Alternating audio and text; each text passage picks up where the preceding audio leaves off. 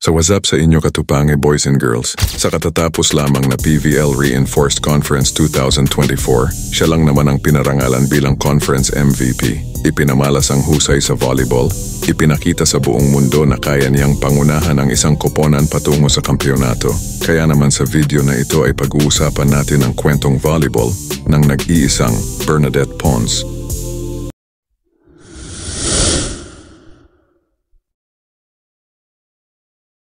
Si Bernadette Pons ay ipinanganak noong Oktubre 11, 1996, isang kilalang atletang Pilipina na nagdadalubhasa sa parehong indoor at beach volleyball. Ang kanyang pambihirang kakayahan, dedikasyon at pagmamahal sa laro ay nagbigay sa kanya ng kilalang pangalan sa mundo ng volleyball sa Pilipinas. Sa kasalukuyan, siya ay kasapi ng Creamline Cool Smashers na lumalahok sa Premier Volleyball League o PVL, isa sa mga pinakakompetitibong liga ng volleyball sa bansa. Si Bernadette Pons ay nagmula sa Talisay, Negros Occidental, isang probinsya sa rehiyon ng Visayas sa Pilipinas. Siya ang panganay sa 3 magkakapatid at lumaki sa isang pamilyang sumusuporta sa kanyang mga atletikong hangarin. Sa kabila ng abalang buhay bilang isang atleta, binigyang pansin din ni Pons ang kanyang edukasyon at nagtapos ng kursong BS Financial Management mula sa Far Eastern University, isang prestihiyosong institusyon na kilala sa malakas na programa nito sa larangan ng sports. Ang kanyang tagumpay sa akademya ay nagpapakita ng kanyang kakayahang pagsabayin ng sports at pag-aaral, patunay ng kanyang disiplina at dedikasyon sa personal na pag-unlad. Nagsimula ang volleyball journey ni Pons noong kanyang high school years sa Rafael B. Lacson National High School, kung saan unang naipakita ang kanyang husay sa laro. Nakilahok din siya sa mga regional na palaro tulad ng Western Visayas Regional Athletic Association or WVRAA na tumulong sa kanya upang mapaunlad ang kanyang kakayahan at makilala sa mundo ng competitive volleyball sa murang edad. Ang kanyang collegiate career ay may malaking papel sa paghubog ng kanyang tagumpay sa volleyball. Kinatawan niya ang Far Eastern University or FEU, isang powerhouse sa University Athletic Association of the Philippines or UAAP, kapwa sa indoor at beach volleyball.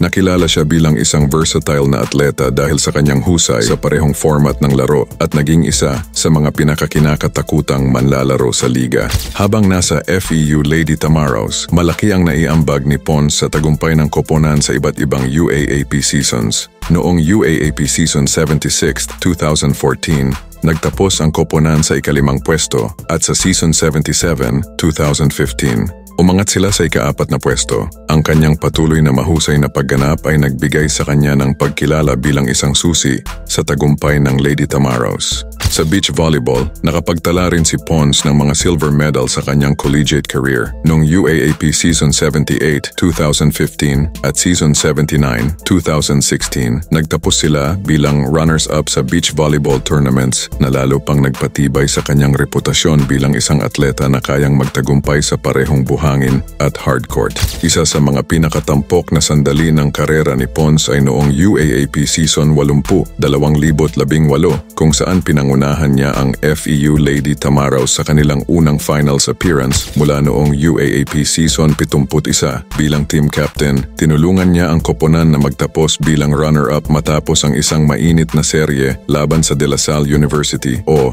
DLSU Lady Spikers sa best of 3 finals. Bagamat hindi sila nanalo sa finals, pinuri ang kanyang liderato at mahusay na pagganap sa buong season. Matapos ang kanyang matagumpay na collegiate stint, lumipat si Bernadette Pons sa profesional na volleyball at sumali sa Petron Tri-Active Spikers sa Philippine Superliga o PSL. Naglaro siya bilang outside hitter, isang posisyon na nagpamalas ng kanyang husay sa pag-atake at kakayahan sa lahat ng aspeto ng laro. Noong 2016, kinilala siya bilang second best outside spiker sa PSL All-Filipino Conference dahil sa kanyang kahangahangang pagganap. Ang kanyang paglalakbay kasama ang Petron ay nagpatuloy, kung saan siya ay naging mahalagang bahagi ng Petron Blaze Spikers at nakatanggap ng maraming parangal bilang isang koponan at individual. Noong 2017, kasama si Cherry Rondina, napanalunan ni Pons ang championship sa Beach Challenge Cup.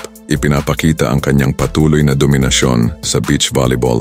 Sa parehong taon, tinulungan din niya ang Petron na magtagumpay sa iba't ibang torneo, kabilang ang silver medal sa PSL Invitational Cup at gold medal sa All-Filipino Conference. Sa mga nakaraang taon, sumali si Bernadette Pons sa Creamline Cool Smashers, isa sa mga pinakamatagumpay at tanyag na koponan sa Premier Volleyball League o PVL. Sa ilalim ng kanyang kontribusyon, ang koponan ay nagtamo ng mga pangunahing tagumpay. Noong 2023, tinulungan ni Pons ang Creamline Cool Smashers na magtapos bilang runners-up sa PVL Invitational Conference. Kasunod nito, noong 2023, napanalunan nila ang PVL Second All-Filipino Conference na nagpatibay ng kanilang dominasyon sa Philippine Volleyball. Noong 2024, napanalunan ng Creamline Cool Smashers ang PVL All-Filipino Conference Championship. Ang mga kontribusyon ni Pons ay naging mahalaga sa tagumpay ng koponan at siya ay pinarangalan bilang Conference Most Valuable Player at Finals Most Valuable Player